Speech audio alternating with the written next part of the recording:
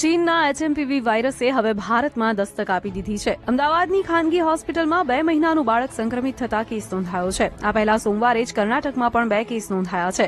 8 અને 3 મહિનાની બાળકીઓ રૂટીન ચેકઅપ દરમિયાન સંક્રમિત હોવાનું સામે આવ્યું.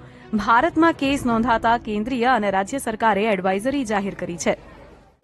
આ એચએમપીવી જે વાયરસ છે એ 2001થી આ વાયરસ નવો નથી, આ જૂનો જ વાયરસ છે. પરંતુ એ હમણાં જેમ ચાઇનામાં તમે અને મેં પણ જે રીતે ન્યૂઝમાં જોયું છે એ પ્રમાણે ત્યાં ફેલાવો વધારે છે. ખૂબ ડરવાની જરૂર નથી. હ્યુમન મેટાન્યુમોવાયરસ એક વાયરસ છે જેના લક્ષણો સામાન્ય શરદીના લક્ષણો જેવા જ હોય છે.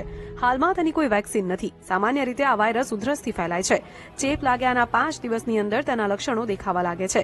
તે ઠંડા હવામાનમાં વધુ એક્ટિવ બને છે. આને લઈને શનિવારે કેન્દ્રીય સ્વાસ્થ્ય મંત્રાલયે એક બેઠક બોલાવી હતી, જેમાં સરકાર ચીનની સ્થિતિ પર ચાંપતી નજર રાખી રહી હોવાનું જણાવાયું છે.